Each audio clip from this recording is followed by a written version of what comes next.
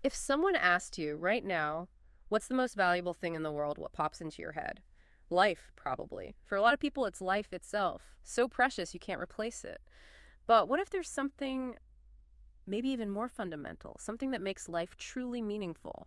If you really think about it, some traditions argue it's love. It has to be love. Welcome to the deep dive.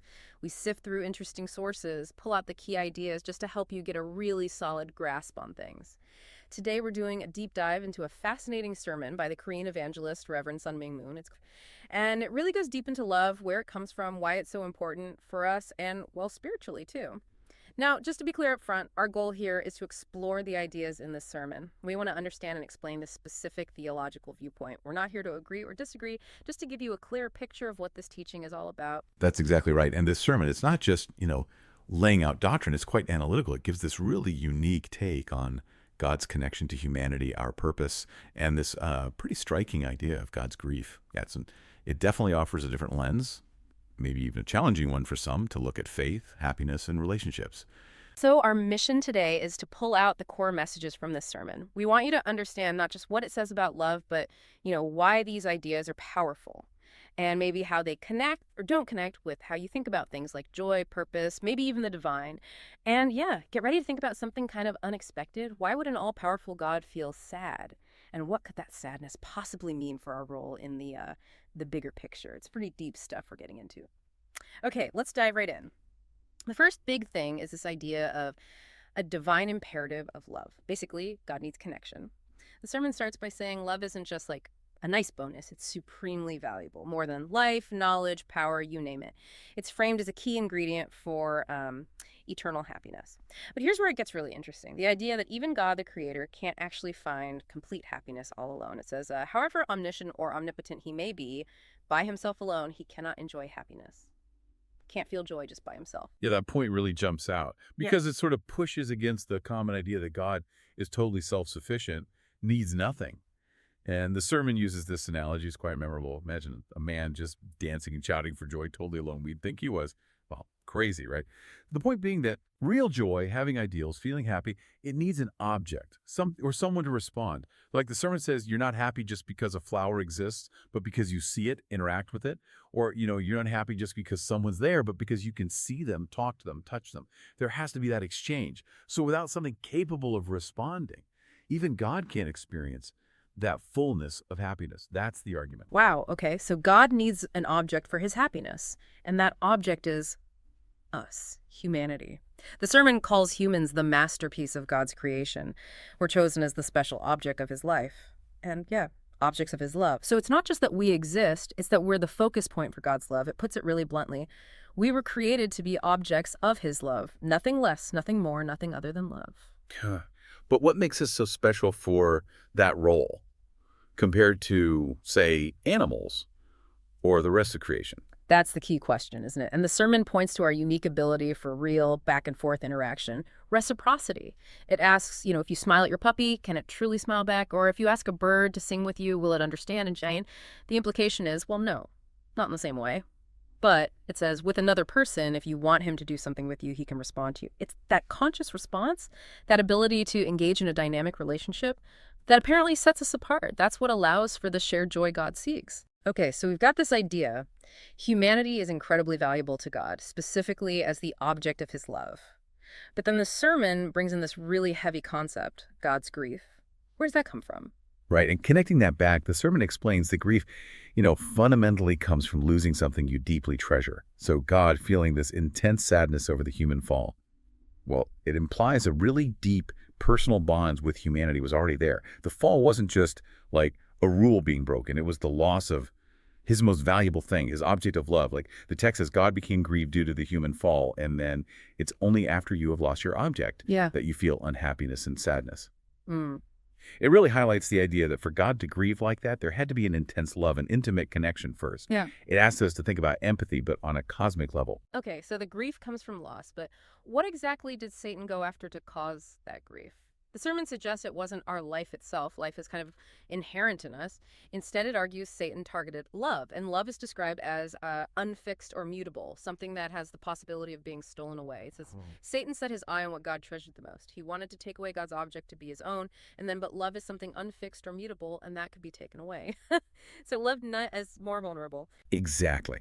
That's a really distinct interpretation of the Genesis story, isn't it? The sermon suggests the fall had to be centered on love. It couldn't have happened any other way, according to this view. It uses this pretty vivid analogy. Think about a husband's wife being taken. It could be by force, or it could be because someone else offers her more love than you can give her. And the implication drawn is that Adam and Eve's love for each other, and for God, presumably, had not yet reached its maturity. It wasn't perfect yet. That lack of maturity made them vulnerable to Satan's temptation, which is framed as a temptation involving love itself. If their love had been fully mature, the sermon argues, nothing could have separated them. So the fall is presented as fundamentally a failure within the realm of love. Right, so if the fall broke this connection of love, how do we fix it? How does it get mended? The sermon talks about three basic kinds of love: parental love, marital love, and children's love. And it says all love originally came from God, viewed as the ultimate parents. So parental love is like the foundational one. And building on that, the sermon lays out a very specific path for restoration, for fixing things. Because love got disconnected from God in the fall, it says to get back to God's original heart, we have to restore these loves, but in a reverse order. But crucially, it has to be under God's guidance, centered on Him. So first, it's about restoring children's love properly, then marital love, and finally, parental love. It's presented almost like steps on a ladder back to God. Interesting. So the end goal is to get all our love relationships elevated, sort of to match God's original blueprint for them. And here's a really powerful idea it introduces. When people marry with God's blessing, loving God first and foremost, they actually have the potential to restore all three loves at once, like a shortcut. Or maybe more like a synergistic effect, yeah. It really highlights the incredible potential seen in a God-centered marriage. And this leads into the idea of the Messiah, who's described as basically the first man who wins this course of love. Meaning, the Messiah is seen as the first person to perfectly live out and restore all three loves. As a true son to God, a true husband, and a true parent, he becomes the model, the one who shows the way for everyone else to restore that perfect love relationship with God and each other. So, okay, bringing this down to us, what does this mean for you listening? The sermon says that if you have that deep desire to love God or feel loved by God, there's this huge magnetic power there. It pulls you into God's flow of love. It's saying that this path of love is really the only way to connect with God. Makes it sound almost inevitable if the desire is real. Yeah, and then it connects that big spiritual idea right back to something very concrete, our families. It talks about the family unit, parents, the couple, the children, those three levels. It sees that as a kind of miniature version of the cosmos, a microcosm. And when those three generations are united in love, really centered on God, that's where true happiness is found. No conflict, no separation. It says your parents, your spouse, and yourself with your children make three levels. God is the origin. Only when you can enjoy those three levels of love can you say you are really happy. So real joy isn't just personal. It's found in that whole web of connected love. And it doesn't stop at the family, does it? It's got this much bigger global vision. It really pushes you to stretch your heart of love way beyond just your own home, to your neighbors, friends, relatives, your community, your nation, eventually the whole world. The ultimate goal is described as one family over all the world, with God as the parent of everyone. It even gives examples like seeing people your age as brothers, older women as aunts or mothers, elderly women as grandmothers. It's a total reframing of how we see each other. Absolutely. And this view completely changes what religious life means. It's not about just hoping to get swept away to heaven someday. It's about actively living and expanding love in your everyday life right now. And it starts, interestingly, by inheriting love from your ancestors and then continuing that legacy through marriage, viewing your spouse not just as your partner, but as the fruit of past generations and the starting point of future generations. So this love we inherit and grow, that's the tradition we build on and pass down. It's about actively constructing that worldwide family, generation by generation. Which brings us back to God's grief.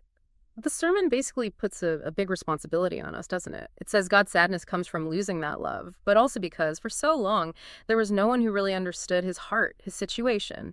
So the challenge becomes, well, for us to become those people. It says more than anything else, God has been sad because there has been no one who knew his heart in this way. Right.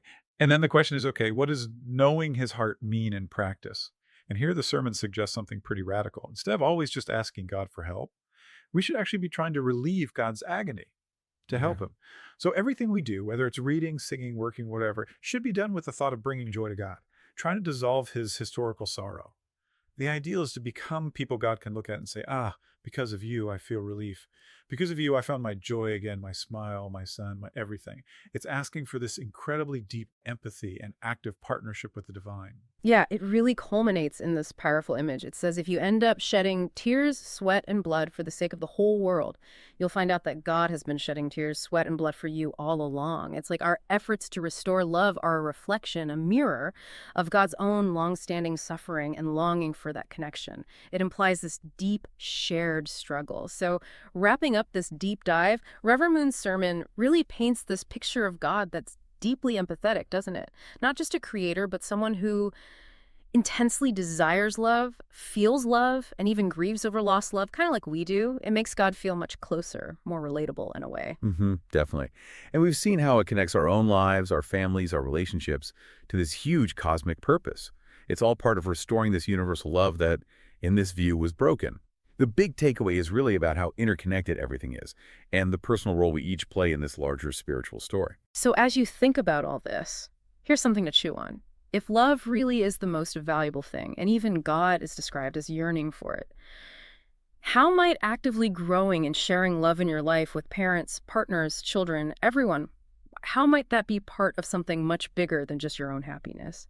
What would it actually look like day to day to try and live in a way that brings joy, brings relief to that divine heart described in the sermon? Yeah, this deep dive really invites you to look again at your relationships, your family connections, how you reach out to others, to see them not just as personal things, but maybe as vital pieces in this enormous puzzle, Yeah. this movement towards a world united by love.